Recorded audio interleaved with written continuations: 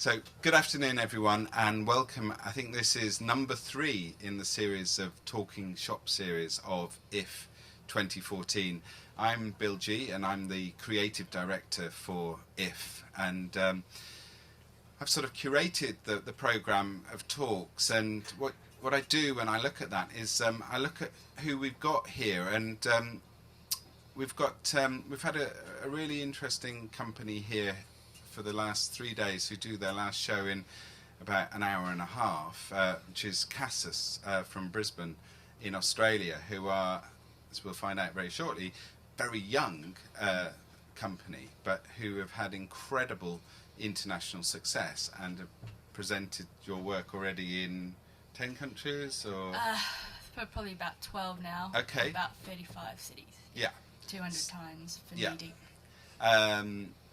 So that's quite interesting, and also for the whole 10 days, one of the core presentations that we've got, which we're working with Centre MK in Milton Keynes to present, is the very beautiful pendulum inflatable sculpture, which is made by the artist Alan Parkinson of Architects of Air. And Alan, I think you've been going for a little bit longer.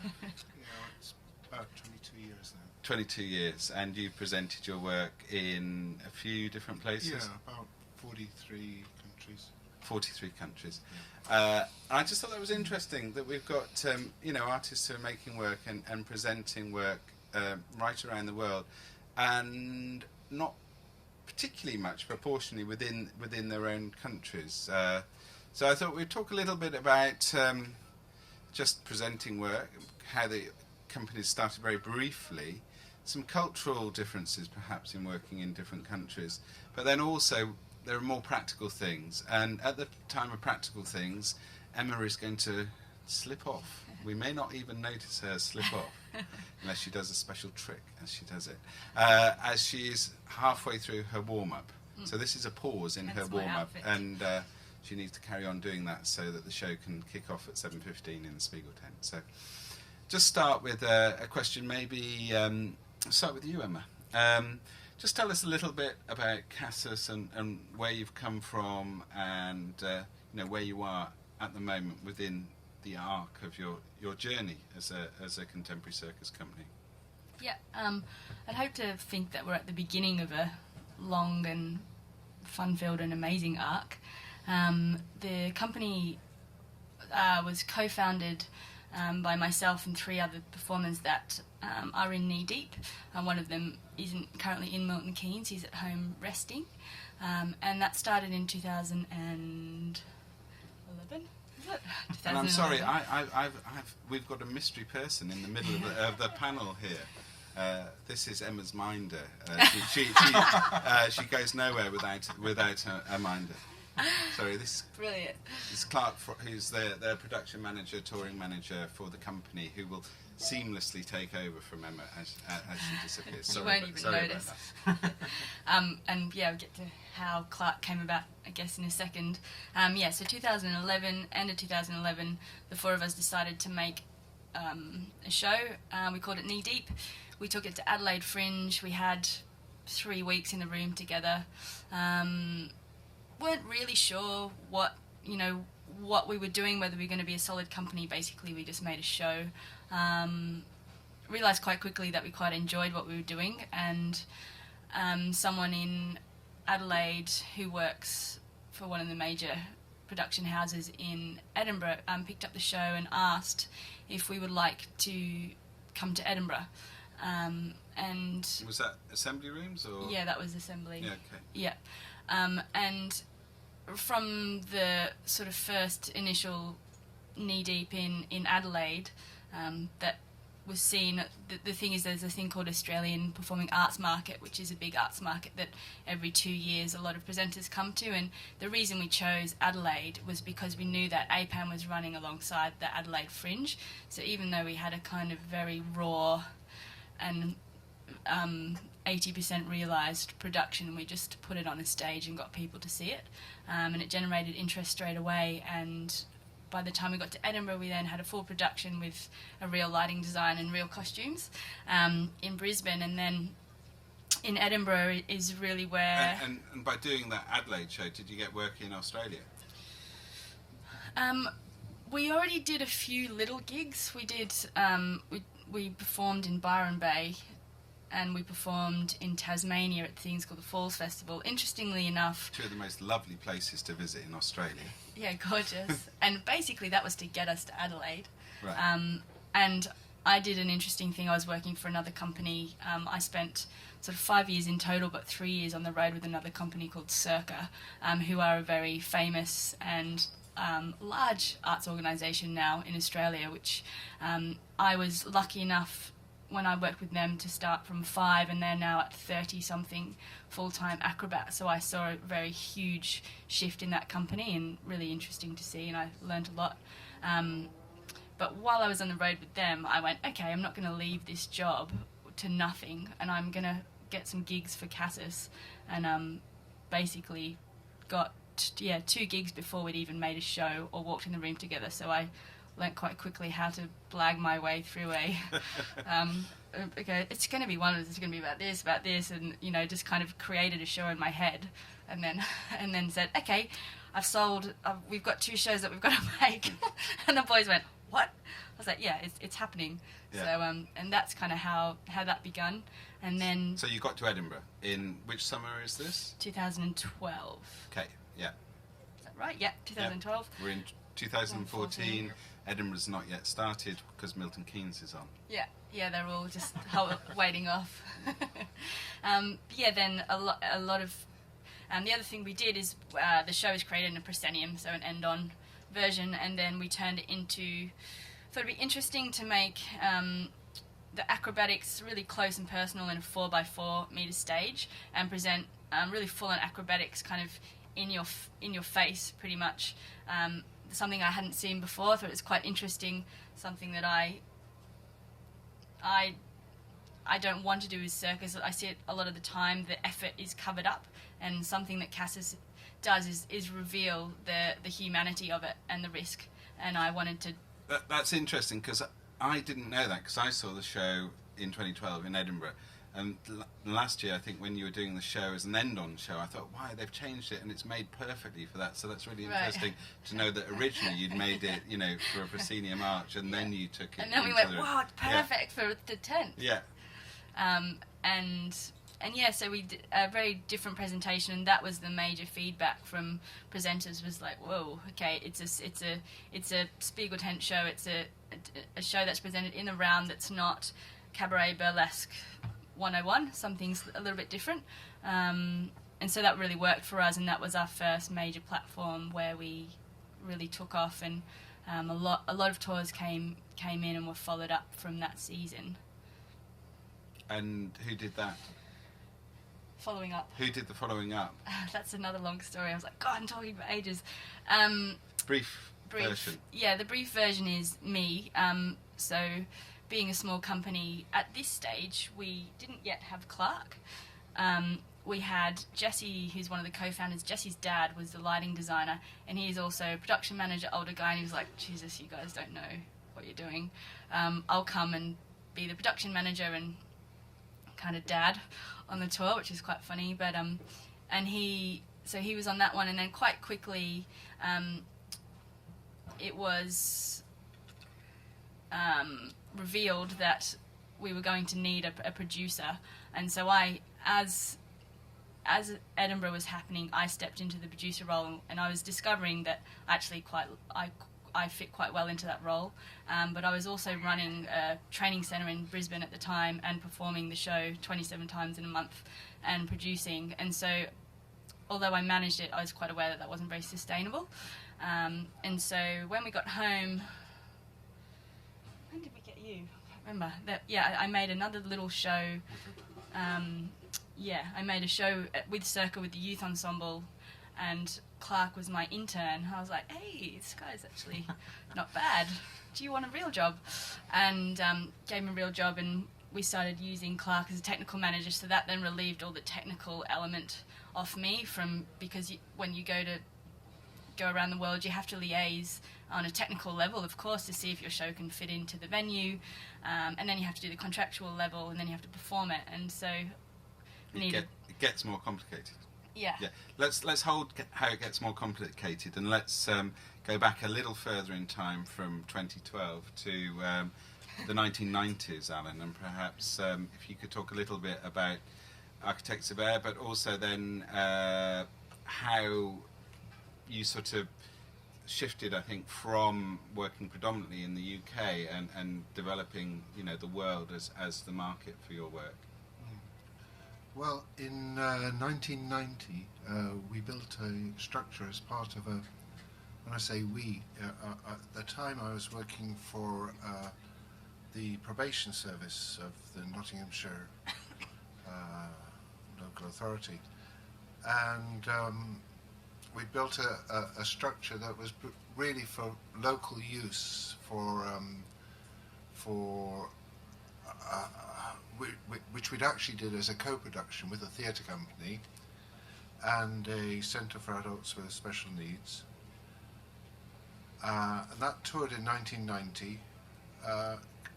By 1992, the project had folded because it had a charitable status and could no longer sustain a committee. And at that point, I bought the structure I'd designed and we'd built off the charity, and we set it up in Edinburgh at the Edinburgh International Children's Festival.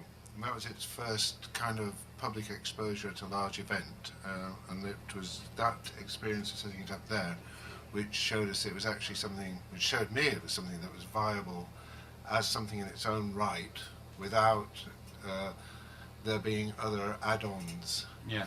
Just briefly, how many people in the audience have already experienced the beauty of Pentulum? Has everyone been inside? Do you want to very briefly say what the core experience of your work is, just for those people in the audience who... Well, the essential idea behind the structures is they are inflatable structures. Nowadays, the larger ones that tour average around about 1,000 square metres on the ground, and people... I design them so that people will have a chance to lose themselves inside and at the same time have an experience of the phenomenon of light. And for me, the nature of the structure and the way that the light comes through the plastic, it offers a certain kind of luminosity that quite often people are quite touched by that sense of this phenomenon. And so they were structures that were never conceived to be for children. And I think initially we always struggled to get out of this frame of inflatables being for children. And the first kind of big public event we did was a children's festival, but that was really the kind of the launch pad for us making contact with the network of children's festivals that were in North America, and also a youth theatre festival in the Netherlands. So that was actually our initial launch pad for international touring. So that was 92, and then that was 92. 93. Did you go to the States and or did it take a little bit longer? No, it took a bit longer. It was either 95 or 96. We first went to the States and did a tour of, I think, 3 or 4 festivals, and but 93 we were in the Netherlands. Yeah, and maybe just jumping forward now, just give maybe a sense of where you tour, say within an average year. How many countries or how many days of exhibition in different countries? We're doing about between 25 and 30 actual installations a year, which currently total around about 200 days of exhibition. About a third of our work is in North America. Since '96 we've been over to North America every year.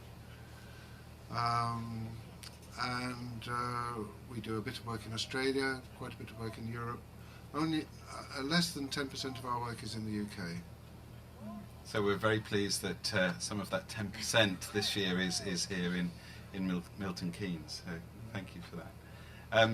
And just maybe say where, sort of detail where that moment in we know you're here because we, Monica and Alison saw you within week 1 in Edinburgh, and I was going up in week 3 in Edinburgh, and they said you've got to go and see this show. So I think for us it's exactly that point why you're here for us as well. Yeah. But maybe tell everyone what, where else you have gone in terms of the. We're quite similar, where I'd say probably, I don't know, I'm not very much of a statistics person, but I would say about 10% of our work is in Australia. Last year we performed in Melbourne, and this year we present our new work straight after this in Brisbane, but then again we don't work in Australia after that, unless I do jerk there, but if I have time to fit it in. And that's, it's been really interesting and puzzling for us because we really, really, really want to work in Australia, but it just hasn't happened yet. Maybe we just have to be patient. But the European market opened up really quickly for us and was really easy to create. I mean, after Edinburgh, I kind of got all the contracts and all the interest, and I went, okay, how does this massive jigsaw puzzle of the next 2 years fit together, and negotiate contract by contract, date by date, and what makes sense logistically to go around the world. And Europe made the most sense. We then also worked with a French partner that the end of last year we did 14 shows over 2 months, and this year we do again. And what do you mean by partner? Is that an agent or more than an agent, or a producer? They're our producer in the sense that I gave them the permission really to, because we're an independent company. I was like, no, we don't work with agents. And then I kind of went, man, this is too much work for one brain to sustain. And I was quite relieved by the fact that I might not have to think about France. And so I went, okay, you can have France, you can have half of Belgium, and you can have Switzerland. That's fine. No problems. Good. Yeah, you can have a French speaker. It's cool. Rock on. What about Quebec? No, that's still ours. Yeah. So they also organise. So this year there is 27 venues, as well as a couple of other showcases. So that has grown quite quickly. And interestingly, now we will do 2 different development periods on our new work. In France, we get support individually from the theatres. They have a very different model there, very different way of supporting artists. And then this year we went to, from the 2012 season, Mary Rose from the New Victory Theatre in New York saw the show, and we ummed and ahed about breaking into the US market because I just wasn't quite sure how we were going to fit it in, to be honest.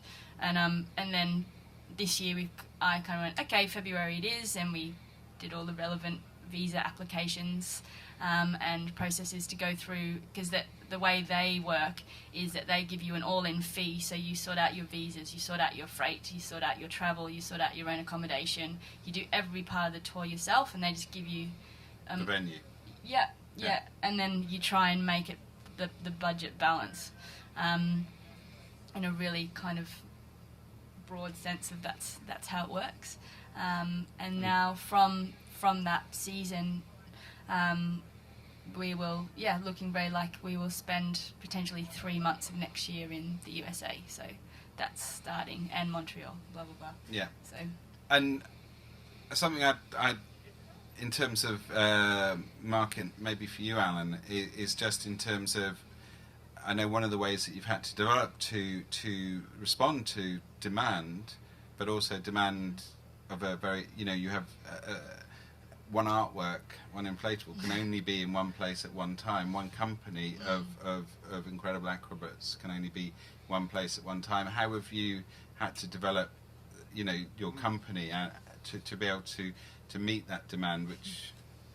Yeah, I wouldn't say that we've ever had more, that we've struggled to meet demand, but I think in order to get to a size of company that where we were generating the revenue that we needed to do things professionally, we after a while we just needed to have more structures touring, so that we just had to get bigger. So now we have 6 big structures touring, and we've just started a new project with little structures, and we have one little structure that's going to be based in the UK that's hopefully going to generate interest in the UK. And how does that maybe relate to you? Because it sounds like you personally have obviously been working sort of at least 26 hours a day for about 2 years. It sounds like it. I just wonder, how is that working out in terms of the development of the company? And we're right at that point. We're at that very crucial stage, kind of make or break point, it feels at the moment, where we've got Knee Deep, which is incredibly successful, and it's still got many places that it can be presented and many places we haven't been. Also didn't mention New Zealand. We've worked a bit in New Zealand now as well. And we have a new show that's about to be presented. Its premiere starts after here, as I said, called Finding the Silence. And we also have another show called Jerk, which is a solo show, and a semi-developed kids show. So that equals same a lot of work. Amount of shows as Acrobats, which is not sustainable. So this year I've started basically double booking the company to expand, and we have looked for the last 6 months at people and have been kind of secretly doing workshops around the world to go, that person's cool, and found a couple of people that we're really excited about. So Knee Deep will expand into eventually a new cast, but at the moment we've got this rule of that you have to come in and do the show with one of the original cast members, otherwise you don't get the essence. And seeing other companies grow and trying to decide what the best model for us is to grow, and that is to really experience, to get to the essence of the show, because you will not understand what the show is about unless you experience that, and then the show is lost and you might as well just kill it. That's my... And Alan, is there something equivalent for you in terms of making sure that surely you can't be everywhere? I mean, we're very lucky to have you here in Milton Keynes, but you can't be in all those places across the year. And how have you sort of ensured that your work is is presented in the way that you want it, that respects the aesthetic and the value that you Well, that has been a bit of a stretch, really, in terms of getting people into the company, because when we tour, we always have 2 of our staff go with the structure to ensure that the structure is being presented in the way that we want it to be, and finding staff with the qualities that we need that can do the job we need them to do is quite a challenge. And how have you found them, and where are they? Well, it's quite often just by working with people. Here in Milton Keynes, we've got three staff here. One's been with us now for at least 15 years, and he's part of our workshop staff up in Nottingham. So he's well ingrained in the company. And another Shanti, who we met in 1999, I think, working with us. And it's really by seeing people with the structures, seeing how they relate to the structures. Obviously, we want them to like them. There's no point working with us if they don't actually like the structures. Seeing how they can manage the challenges of working outdoors in all weathers, seeing how they manage their relations with people, because the work is mainly to do with relations with people and how you work with the volunteers or the paid staff who are given to help manage the structures. And what about there's a basic thing maybe in terms of language, not obviously in a way both of the works, the two companies, Casus's work is essentially, incredibly physical, visual performance, and the core experience is a visual sensory, non-word based work. So it's not necessarily in terms of that, but actually the context of working in both come from where English is first language. But if you're working in parts of the world where English isn't first language, what happens then, and does that affect your the staff that you work with? Or well, where we can, we will select staff who've got some of the language of the country that we're going to, and our staff between them, I think, can not all of them individually, but I think we cover about 12 languages within the company. Right. Yeah. And how's that with you? Not necessarily, not taking. I'm sure you're learning 12 languages as everything else, but how do you find just that communication? I find the hardest place we've been to communicate is actually France. Their language is quite strong. A lot of them do speak English, but we have asked our French producing company to they supply a tour manager and technical person to come alongside with me to be able to communicate more efficiently and fluidly to the technicians when we get in the shows. Which, if it wasn't that the case, the show would probably get in a lot slower because I would have language barriers, and even still he's quite good at English, Nico, our tour manager there, but even so we still have some misunderstandings regarding slang words, or I'm Aussie, he's French, a lot of different things we say. Language-wise, in a lot of other countries, I found I almost want to learn languages, but I can't because a lot of people speak English. Right. So Germany, I know quite a bit of German myself already, so that is fine. Belgium, they all spoke English quite fluently, and also Norway. Tahiti is French Polynesia, but they do speak a lot of English as well. So yeah, it's almost quite hard to want to learn a language. Right. Yeah. So it is that classic thing that English has become by default the sort of the world language. And just going to open it up in a second. So if anyone has got any questions, but I just wanted to ask something. Just going back to the actual work in terms of perhaps audience response. Do you feel there is a difference in audience response? In different places in the world where you present your works. I think that quite often you can find more differences within a place than within than from country to country. But I think there are generalisations that you can make. Generally, when we go to the Far East, I think people are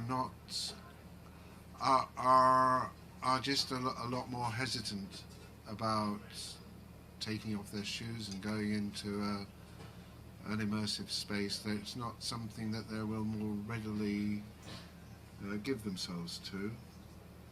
I know that I was enormously relieved when we went to the Netherlands for the first time after working in England that it's not automatic that children go crazy inside a structure. It just does seem to be... In England? Well, no, I'm exaggerating a little, but yes. And for Needy? We definitely have very different responses all over the world. The performers, especially from France to England to Australia, there'll be times when we're the first time in France, for example, in Paris, the crowd was completely silent for the whole show. Completely silent. And the performers, what's going on? They don't know how to pull the crowd. What is the response? How do we give back to them? That's what they were. But at the end of the show, they were on their feet and roaring.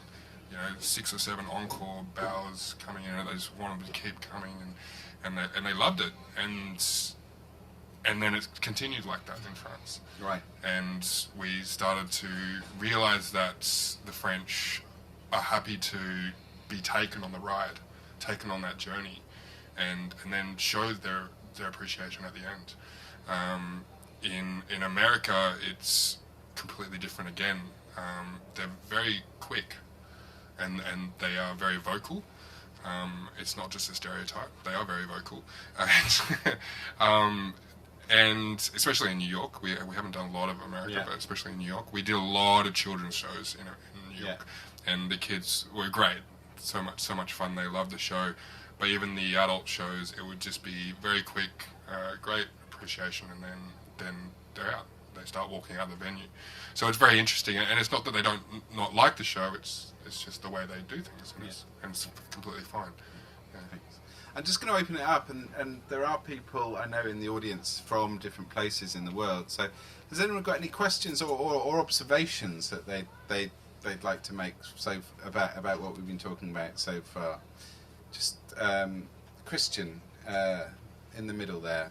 But if you've got any other thoughts, do put your hand up, and I'll know, or Chris will know to bring the mic to you. I was just intrigued to hear about the smaller structures that architects of air are experimenting with. I hope they're not castle-shaped. Can you tell us more? We've got 3 structures. It's a project we're doing this year, which is a bit like a research project that we're kind of funding ourselves, because I wanted to just do something that was different to the normal large-scale touring, and just do something where we want to just explore the potential of the spaces for different activities, whether it's performance, such as we will be doing here in one of the domes of the big structure, but the structures we're touring are going to be little domes, but we call it little dome, but in fact it's like the big dome that's here.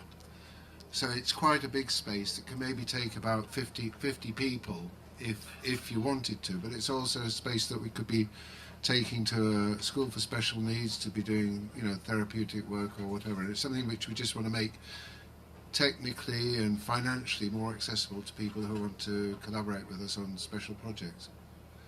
And you're making 3 of them. Why 3? Because the idea partly came from people who work as part of the Architects of Air team who live and work in Spain. So we have one structure in Spain, and we've got one structure where I live in France for me to develop work more on my doorstep. Any other questions, observations? I've got lots of really interesting things. Yes, at the front. Yeah, hi there. I was just wondering whether you use computers in designing the architecture of air structures, and I do now. Yeah, it used to just be regular engineering design on the drawing board until 3 years ago, but I do use computers now. Conventional CAD programs for architecture. Well, yeah, I think it's more accessible than that for people who can't be bothered to do the training. Thanks. I just wonder, in terms of sort of the more practical end of touring,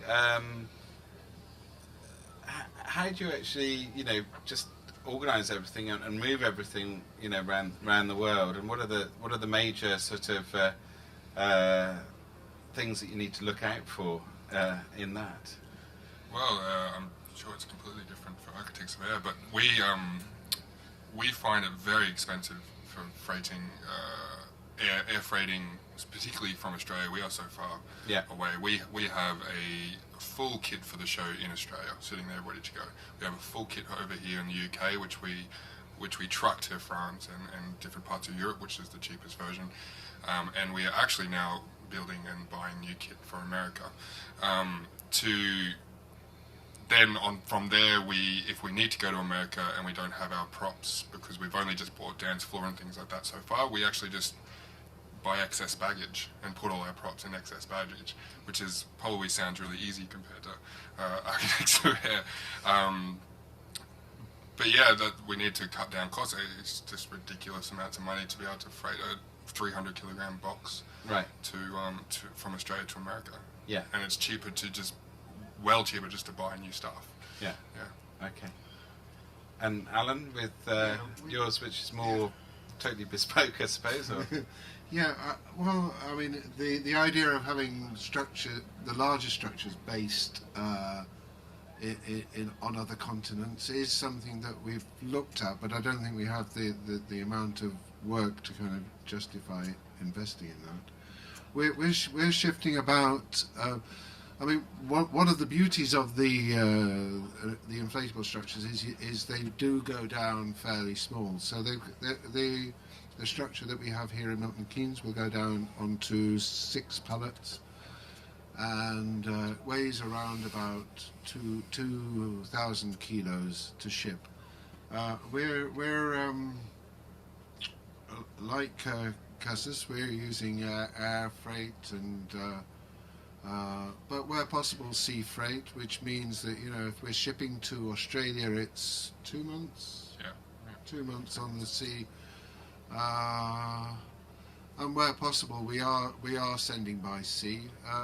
There's a lot of jockeying with the schedule to kind of organise things. A lot of toing and froing with freight quotes, because I think for out of 100 inquiries where we're going through the process of looking at costing out for an event, we're perhaps 5% of those will actually materialise as hard bookings, but in the meantime you've had to do a whole manipulation of the schedule to try and get the best freight prices, and we have to have very patient transport suppliers who will keep giving you quotes for things that are never going to happen.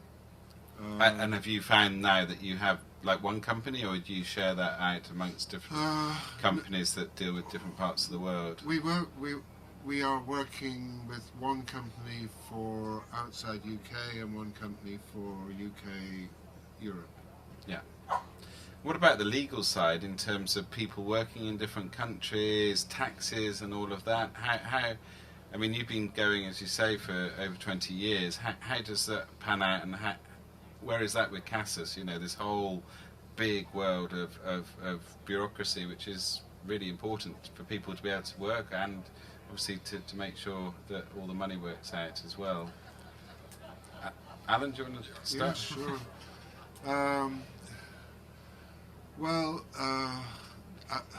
Different countries will be will want to apply different tax regimes, so we're having to deal with kind of Europe and whether a host in Belgium is VAT registered or not, whether we're going to have to end up paying the VAT because they haven't accounted for it and they haven't got the money to pay it. So obviously something going on just at the moment, I imagine. And USA, we have to do all sorts of tax exemption stuff there, and some of the institutions, they don't have a status that will allow them to do that. Permits is less of a challenge now. It's easier for us with the United States. I think we've found a status, but we used to have to go in on a very unofficial basis and we had our staff always travel separately, so that if they did get stopped at the border, at least one would get through, so that the setup could take place. Thanks. Yeah, it's not too bad for us. We tax-wise, we all of our money gets paid via Australia. Right. So we pay taxes in Australia, and it all shifts through, and then on this end, especially with our French producers and American producers, they sort out just work visas. It's quite easy for us. Coming here to the UK is incredibly easy for visa-wise. Commonwealth countries make it quite easy. I mean, they still ask questions when we're at Heathrow Airport, but it's still quite a lot easier with cultural exchanges and things like that. So yeah, it's not too bad, we have found. And in Yeah. the States, The States, we did have quite a process with our Yeah. visa applications, especially because it was the first time for some of us to go to the States. Natano, one of the co-founders, the very first time he'd been. And funnily enough, his name is actually the same of a Mexican cannabis dealer, which was a very interesting story in itself, and I won't go into it. But yeah, but they are different. They are different. They are different people, but it flagged an issue in the American system, and it just had to. It got sorted eventually, but so something like that is very interesting. Yeah.